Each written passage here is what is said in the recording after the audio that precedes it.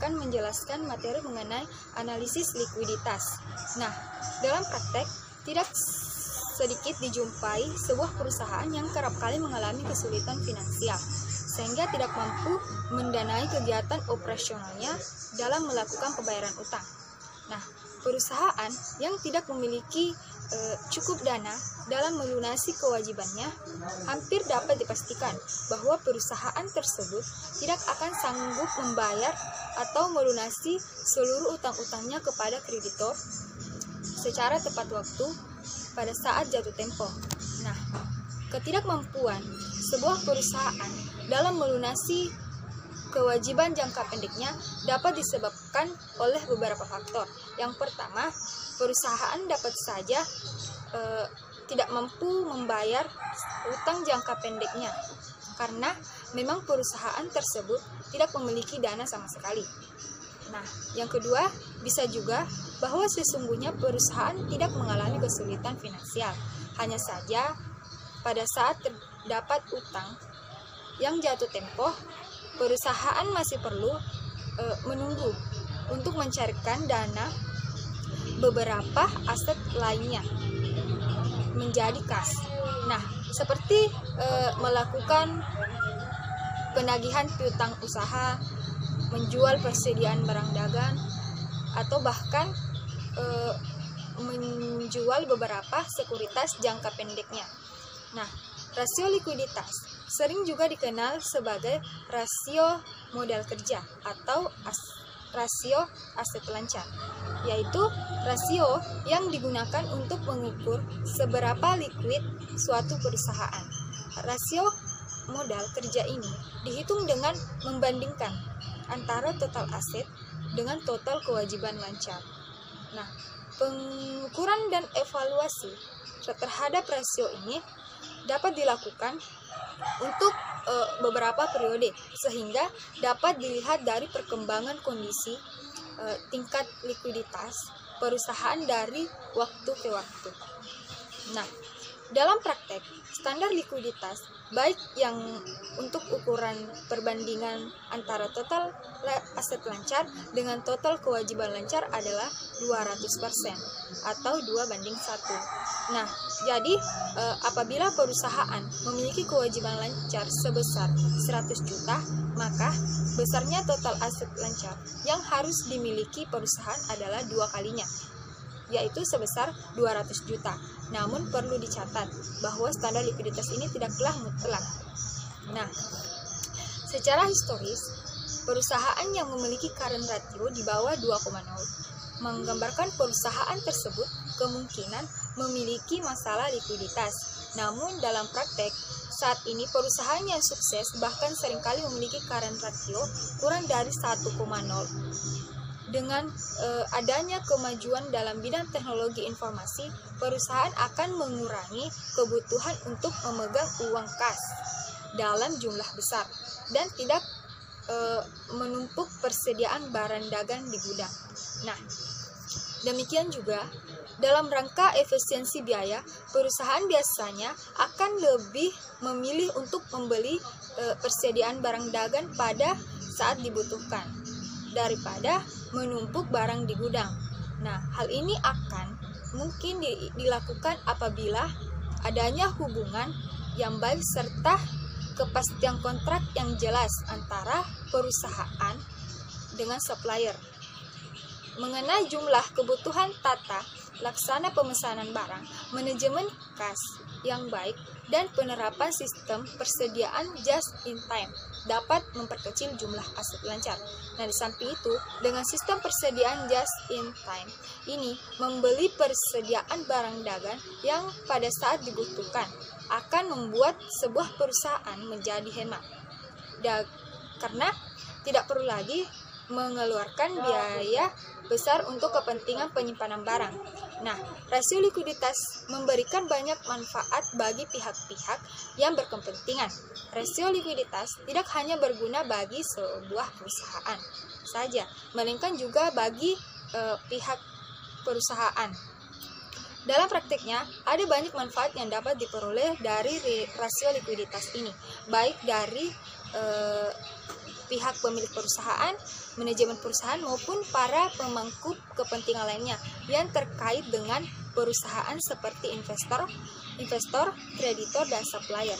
Nah, dengan melakukan analisis rasio keuangan secara berkala, kemungkinan manajemen perusahaan untuk secara efektif menetapkan langkah-langkah perbaikan efisiensi ataupun antisipasi terhadap kemungkinan memburuknya kondisi keuangan perusahaan, termasuk memanfaatkan kelebihan kas yang ada untuk kepentingan dan tujuan strategi perusahaan. Nah, analisis keuangan yang berkaitan dengan kemampuan perusahaan dalam melunasi kewajibannya, jangka pendeknya dapat dilakukan dengan menggunakan rasio likuiditas. Nah, rasio likuiditas adalah rasio yang menunjukkan kemampuan perusahaan dalam memenuhi kewajiban atau membayar utang jangka pendeknya. Dengan kata lain, rasio likuiditas adalah rasio yang dapat digunakan untuk mengukur sampai seberapa jauh tingkat kemampuan perusahaan dalam melunasi kewajiban jangka pendeknya yang akan segera jatuh tempo. Nah, itulah materi dari analisis likuiditas. Ada beberapa tujuan dan manfaat rasio likuiditas secara keseluruhan. Yang pertama, untuk mengukur kemampuan perusahaan dalam membayar kewajiban atau utang yang akan segera jatuh tempo. Yang kedua, untuk mengukur kewajiban perusahaan dalam membayar kewajiban jangka pendek dengan menggunakan total aset lancar. Yang ketiga, untuk mengukur kemampuan perusahaan dalam pembayaran kewajiban jangka pendek dengan menggunakan aset lancar. Yang keempat, untuk mengukur tingkat ketersediaan uang kas perusahaan dalam membayar utang jangka pendek. Yang kelima, sebagai alat perencanaan keuangan di masa mendatang, terutama yang berkaitan dengan perencanaan kas dan utang jangka pendek. Yang keenam, untuk melihat kondisi dan posisi likuiditas perusahaan dari waktu ke waktu dengan membandingkan selama beberapa periode. Beberapa jenis rasio likuiditas yang lazim digunakan dalam praktek untuk mengukur kemampuan perusahaan dalam memenuhi kewajiban jangka pendek. Yang pertama, rasio lancar. Rasio lancar merupakan rasio yang digunakan untuk mengukur kemampuan perusahaan dalam memenuhi kewajiban jangka pendeknya yang segera jatuh tempo dengan menggunakan total aset lancar yang tersedia. Dengan kata lain, rasio lancar ini menggambarkan seberapa besar jumlah ketersediaan aset lancar yang dimiliki perusahaan dibandingkan dengan total kewajiban lancar. Oleh sebab itu, rasio lancar dihitung sebagai bagian antara total aset lancar dengan total kewajiban lancar. Aset lancar adalah kas dan aset lainnya yang diharapkan akan dapat konversi menjadi kas, dijual, atau dikonsumsi dalam waktu 1 tahun atau dalam satu siklus operasi normal perusahaan. Tergantung mana yang paling lama. Kas merupakan aset yang paling likuid atau lancar, lalu diikuti dengan investasi jangka pendek atau surat-surat berharga, piutang usaha, piutang wesel, piutang lain-lain, persediaan, perlengkapan, biaya dibayar di muka, dan aset lancar lainnya. Kewajiban lancar merupakan kewajiban yang diperkirakan akan dibayar dengan menggunakan aset lancar atau menciptakan kewajiban lancar lainnya dan harus segera dilunasi dalam jangka waktu 1 tahun atau dalam satu siklus operasi normal perusahaan. Tergantung mana yang paling lama. Kewajiban lancar pada umumnya mencakup berbagai pos, yaitu utang usaha, utang wesel, utang pendek, beban yang masih harus dibayar, pendapatan diterima di muka, dan bagian utang jangka panjang yang lancar. Yang termasuk dalam kategori beban yang masih harus dibayar adalah utang upah, utang bunga, dan utang pajak. Yang kedua, rasio sangat lancar atau rasio cepat merupakan rasio yang digunakan untuk mengukur kemampuan perusahaan dalam memenuhi kewajiban jangka pendeknya yang segera jatuh tempo dengan menggunakan aset lancar, tidak termasuk persediaan barang dagangan dan aset lancar lainnya. Dengan kata lain, rasio sangat lancar ini menggambarkan beberapa besar jumlah ketersediaan aset lancar yang dimiliki perusahaan dibandingkan dengan total kewajiban lancar. Oleh sebab itu, rasio sangat lancar ini dihitung sebagai hasil bagi antara aset lancar atau aset yang dapat dengan segera dikonversi menjadi kas tanpa mengalami kesulitan dengan total kewajiban lancar. Yang ketiga, rasio kas. Rasio kas merupakan rasio yang digunakan untuk mengukur seberapa besar utang kas atau setara kas yang tersedia untuk membayar utang jangka pendek. Rasio ini menggambarkan kemampuan perusahaan yang sesungguhnya dalam melunasi kewajiban lancar yang akan segera jatuh tempo dengan menggunakan uang kas atau setara kas yang ada. Kas meliputi uang logam, uang kertas, cek, wesel pos, dan deposito. Perangko bukanlah merupakan kas melainkan biaya yang dibayar di muka atau beban yang ditanggungkan. Beberapa perusahaan menggunakan istilah kas setara kas dalam melaporkan kasnya.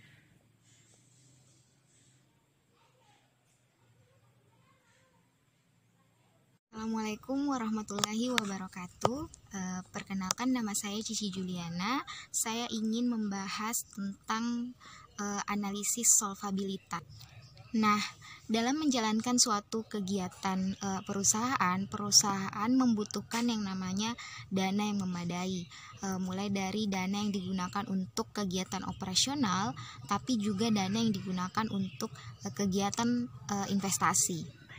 Ada beberapa alternatif yang digunakan untuk membiayai kegiatan dalam suatu perusahaan. Nah, alternatif ini dipengaruhi oleh beberapa faktor, yaitu faktor-faktor itu adalah yang pertama itu adalah bagaimana perusahaan bisa mendapatkan dana tersebut, terus jumlah dana yang dibutuhkan, terus jangka waktu dalam pengembalian dana, bagaimana perusahaan bisa mengembalikan dana tersebut, terus bagaimana pertimbangan pengembalian pinjaman tersebut, terus bagaimana pajak dari pinjaman tersebut, dan ada juga mengenai bagaimana kendali perusahaan. Terus yang terakhir adalah bagaimana pengaruhnya pinjaman tersebut terhadap laba per lembar saham. Ada dua jenis pembiayaan dalam suatu perusahaan, yaitu pembiayaan utang dan juga pembiayaan ekuitas. Pembiayaan utang adalah pembiayaan yang dilakukan dengan cara menerbitkan surat utang seperti utang wesel dan juga obligasi. Dan yang kedua adalah pembiayaan ekuitas, itu datang dari perusahaan itu sendiri. Misalnya dia penanaman modal, terus ada juga penanaman modal sendiri atau dengan bersumber dari modal perusahaan itu sendiri. Terus yang kedua adalah penerbitan surat ekuitas. Misalnya menerbitkan saham-saham dari pemilik perusahaan itu sendiri, saham-saham dari setiap pemilik dari perusahaan itu. Sebelum kita membahasnya lebih lanjut, ada baiknya kita harus mengetahui dulu apa perbedaan dari sekuritas utang dan juga sekuritas ekuitas. Yang pertama, sekuritas utang. Sekuritas utang adalah apabila memiliki nilai nominal memiliki bunga yang dibayarkan dan juga tanggal jatuh tempo. Sedangkan sekuritas ekuitas itu tidak memiliki nilai pari, juga tidak memiliki jatuh tempo, dan dia itu memiliki pembayaran dividen. Perbedaan dari apabila kita memiliki dana dari modal sendiri itu memiliki kelebihan. Yang pertama, jumlahnya itu tidak terbatas. Kita bisa pakai berapa saja. Terus tidak terikat dengan aturan apapun. Sedangkan kalau dari utang kan kita harus membayarnya. Ada tanggal jatuh temponya dan itu sangat terbatas berapa jumlah dana yang memang kita ingin pinjam. Sedangkan apabila kita mengambil dana dengan cara pinjaman, yaitu kita itu kelebihannya adalah kita memperoleh dana yang cukup besar, dan kekurangannya kita butuh yang namanya kita butuh aturan-aturan yang mensyaratkan kita harus membayarnya sejumlah ini karena ada bunga, terus ada jatuh temponya, dan banyak aturan-aturan lain yang ditentukan oleh kreditur. Dari sudut debitur ada beberapa kelebihan yang mereka tahu ketika mereka melakukan pembiayaan itu melalui utang dari kreditur daripada mereka menerbitkan saham. Yang pertama adalah kreditur itu tidak memiliki hak suara untuk mengendalikan perusahaan. Jadi sepenuhnya itu ditentukan oleh si pemilik perusahaan itu sendiri.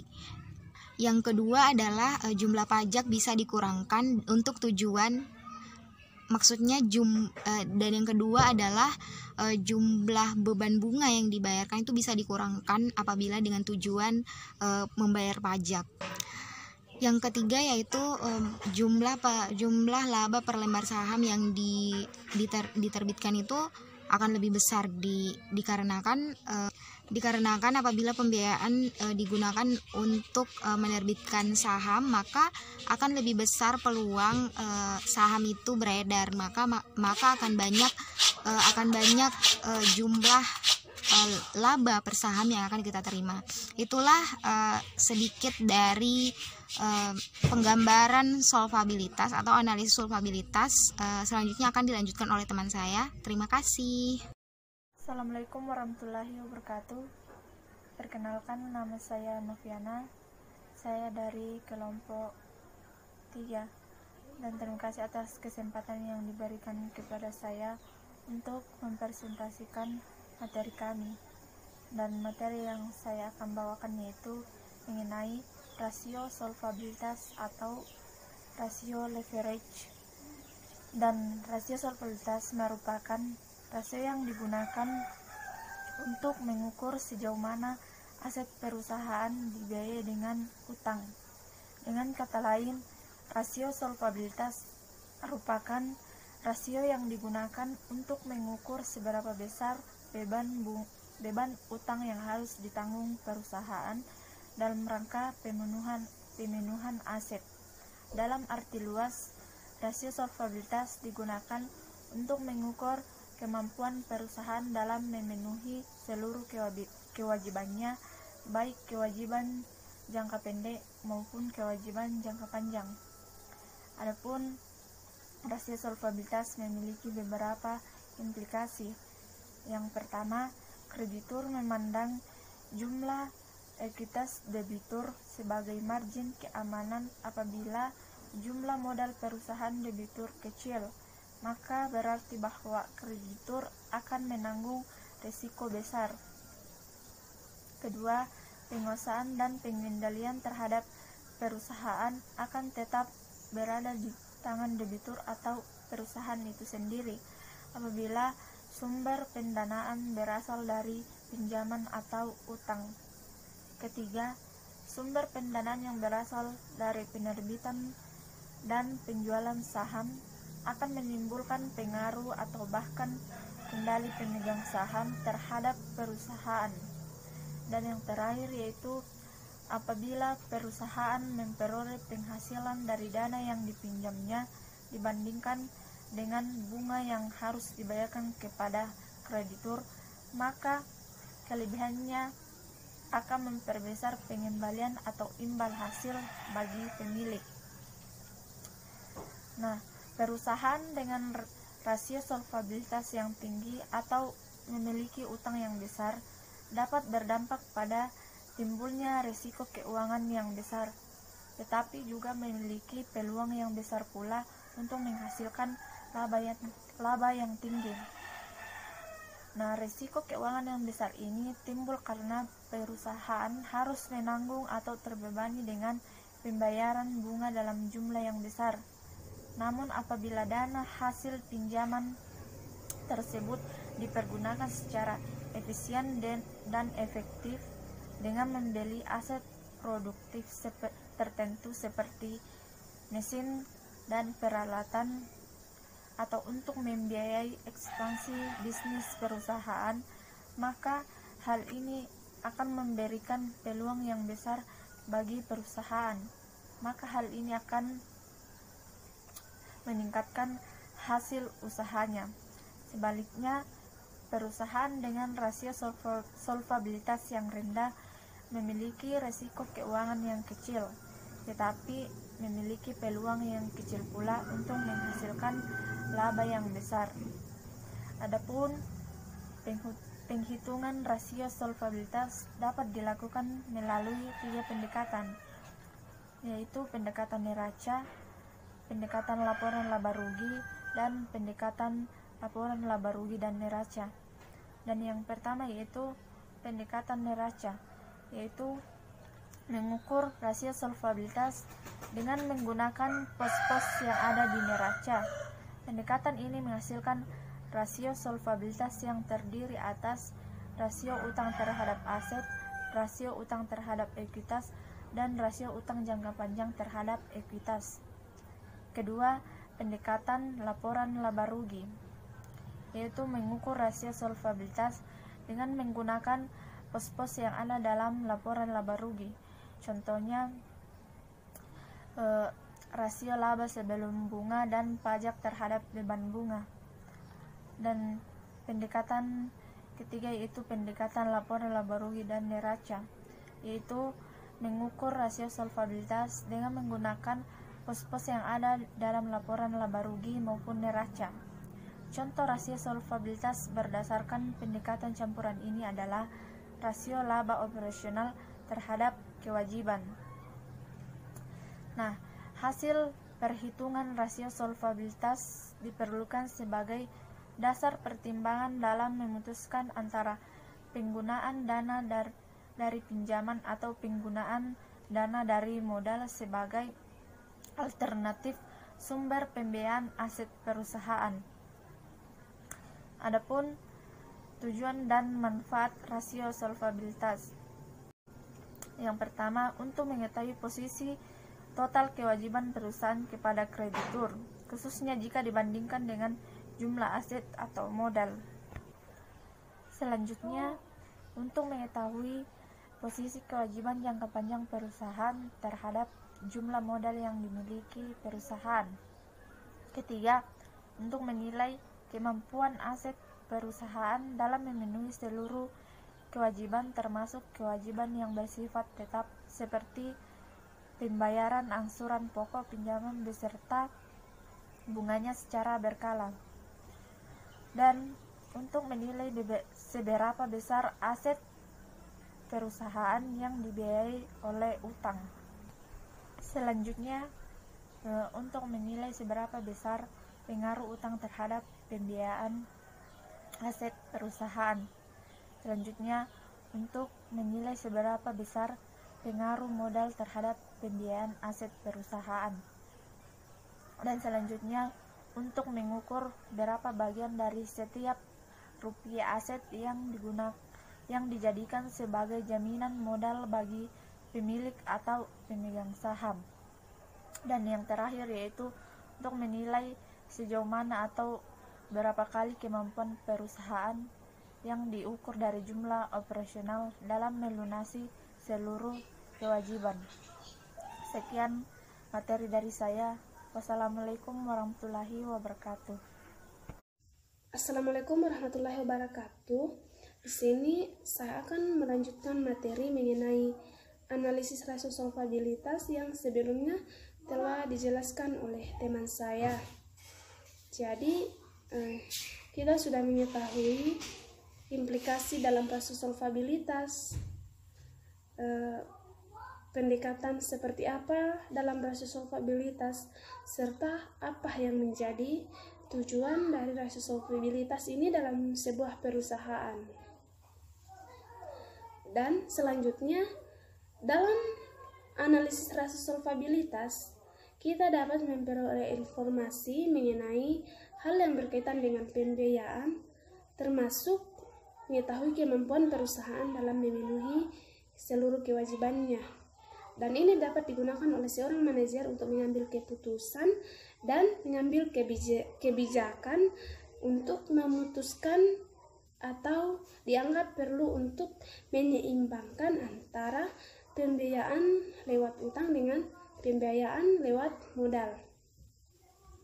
Jadi rasio solvabilitas ini sama halnya dengan rasio likuiditas yang mempunyai banyak manfaat bagi pihak-pihak yang berkepentingan, bukan hanya dalam perusahaan saja, melainkan juga dari luar perusahaan. Misalnya itu pihak pemilik perusahaan, manajemen perusahaan, serta para pemangku kepentingan lainnya seperti kreditor dan supplier. Nah, melalui rasio solvabilitas, pemilik perusahaan dapat menilai kemampuan manajemen dalam mengelola dana yang telah dipercayakannya, termasuk dalam pembiayaan aset perusahaan. Nah, serta bagi pihak manajemen dapat memonitor dengan baik struktur modal perusahaan atau membandingkan antara jumlah pembiayaan utang dengan jumlah pembiayaan modal. Nah, untuk pihak internal perusahaan tersebut, rasio solvabilitas juga berguna bagi pihak eksternal perusahaan. Nah, dalam penggunaan rasio solvabilitas disesuaikan dengan tujuan dan kebutuhan perusahaan. Perusahaan dapat menggunakan rasio solvabilitas secara keseluruhan atau hanya sebagian saja atau sebagian jenis saja. Penggunaan rasio secara sebagian berarti bahwa perusahaan hanya menggunakan beberapa jenis rasio saja yang memang dianggap perlu untuk diketahui. Jadi, ada beberapa jenis dalam mengukur rasio solvabilitas yang lazim digunakan dalam sebuah perusahaan. Yang pertama adalah rasio utang terhadap aset atau debt to asset ratio. Rasio utang terhadap aset merupakan rasio yang digunakan untuk mengukur perbandingan antara total utang dengan total aset. Dengan kata lainnya, rasio ini digunakan untuk mengukur seberapa besar aset perusahaan dibiayai oleh utang atau seberapa besar utang perusahaan berpengaruh terhadap pembiayaan aset. Dan untuk jumlah kewajiban dengan jumlah aset yang dimiliki perusahaan menunjukkan sejauh mana dan dana yang dipinjam telah digunakan untuk membeli aset. Rasio yang membandingkan antara total kewajiban dengan total aset ini dikenal sebagai debt ratio atau rasio utang. Rasio ini seringkali digunakan untuk mengukur kemampuan perusahaan dalam melunasi seluruh kewajibannya. Semakin tinggi debt ratio, maka semakin besar pula kemungkinan perusahaan untuk tidak dapat melunasi kewajibannya. Dan ada besaran ketentuan dalam perusahaan yang dimiliki debt ratio yaitu kurang dari 0,5. Namun perlu diingat juga bahwa ketentuan ini tentu saja dapat bervariasi tergantung pada masing-masing industrinya.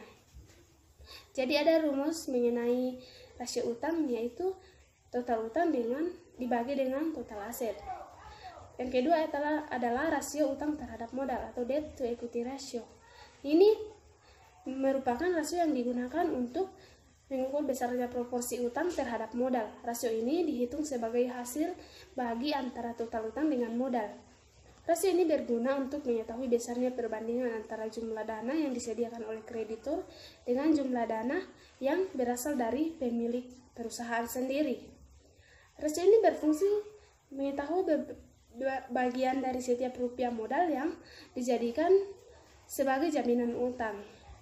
Rasio ini memberikan petunjuk umum tentang kelayakan kredit dan risiko keuangan debitur. Jadi, semakin tinggi debt to equity ratio, maka berarti semakin kecil jumlah modal pemilik yang dapat dijadikan sebagai jaminan utang. Ketentuan umum adalah dalam debt itu equity ratio kurang dari 0,5. Namun perlu diingat juga bahwa ketentuan ini tentu saja bervariasi tergantung pada masing-masing jenis industri. Jadi ada rumus dari rasio utang terhadap modal, yaitu adalah total utang dibagi dengan total modal. Dan untuk jenis rasio selanjutnya akan dibahas oleh teman saya. Dan demikian materi dari saya. Assalamualaikum warahmatullahi wabarakatuh. Assalamualaikum warahmatullahi wabarakatuh. Kali ini saya akan melanjutkan materi selanjutnya, yaitu mengenai rasio kelipatan bunga yang dihasilkan. Nah, rasio kelipatan bunga yang dihasilkan menunjukkan sejauh mana atau berapa kali kemampuan perusahaan dalam membayar bunga. Nah, kemampuan perusahaan di sini diukur dari jumlah laba sebelum bunga dan pajak. Rasio kelipatan bunga dan pajak dengan besarnya beban bunga yang harus dibayarkan. Dengan demikian, kemampuan perusahaan untuk membayar bunga pinjaman dan tidak dipengaruhi oleh pajak. Rasio kelipatan bunga yang dihasilkan sering juga dikenal sebagai average ratio. Rasio ini digunakan untuk mengukur sejauh mana laba boleh menurun tanpa mengurangi kemampuan perusahaan dalam membayar beban bunga. Maka dalam jangka panjang hal ini tentu saja dapat menghilangkan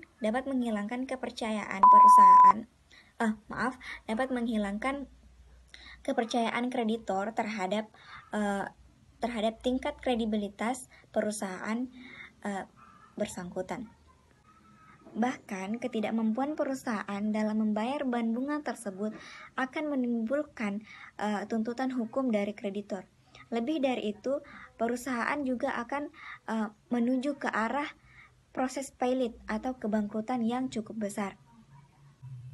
Dan secara umum, semakin tinggi times interest ratio, maka berarti semakin besar pula kemampuan perusahaan untuk membayar bunga.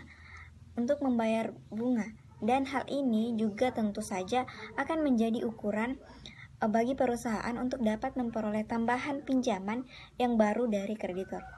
Nah, sebaliknya, apabila rasionya rendah, maka berarti semakin kecil pula kemampuan perusahaan untuk membayar bunga pinjaman.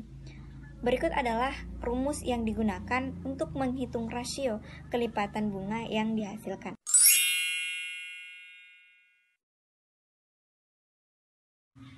Dan selanjutnya adalah rasio laba operasional terhadap kewajiban. Nah, rasio laba operasional terhadap kewajiban merupakan rasio yang menunjukkan sejauh mana atau berapa. Apabila rasionya rendah, maka berarti semakin kecil pula kemampuan perusahaan untuk membayar bunga pinjaman. Berikut adalah rumus yang digunakan untuk menghitung rasio kelipatan bunga yang dihasilkan.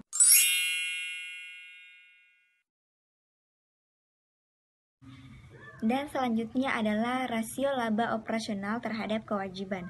Nah, rasio laba operasional terhadap kewajiban merupakan rasio yang menunjukkan sejauh mana atau berapa kali kemampuan perusahaan di sini diukur dari jumlah laba operasionalnya. Rasio laba operasional terhadap kewajiban dihitung sebagai hasil antara laba operasional dengan total kewajiban. Rasio laba operasional terhadap kewajiban sering juga dikenal sebagai average ratio. Secara umum, semakin tinggi rasio laba operasional terhadap kewajiban, maka berarti semakin besar pula kemampuan perusahaan untuk melunasi kewajiban. Hal ini juga tentu saja akan menjadi ukuran bagi perusahaan untuk dapat memperoleh tambahan pinjaman yang baru dari kreditor. Sebaliknya, apabila rasionya rendah, maka berarti semakin kecil pula kemampuan perusahaan untuk melunasi kewajibannya. Berikut ini adalah rumus yang digunakan untuk menghitung rasio laba operasional terhadap kewajiban.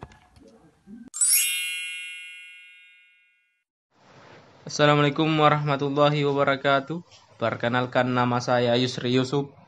Di sini saya akan menjelaskan analisis aktivitas.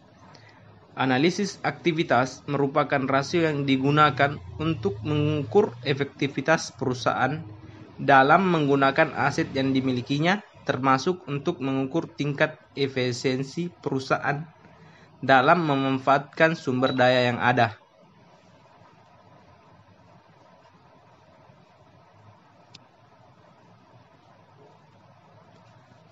Selanjutnya, secara keseluruhan, rasio aktivitas akan mengungkap pertama itu perputaran piutang usaha, yang kedua berapa lama rata-rata penagihan piutang usaha, yang ketiga itu perputaran persediaan, yang keempat berapa lama rata-rata persediaan tersimpan di gudang hingga akhirnya terjual, yang kelima itu perputaran modal kerja, yang keenam perputaran aset tetap, dan yang terakhir yaitu perputaran total aset.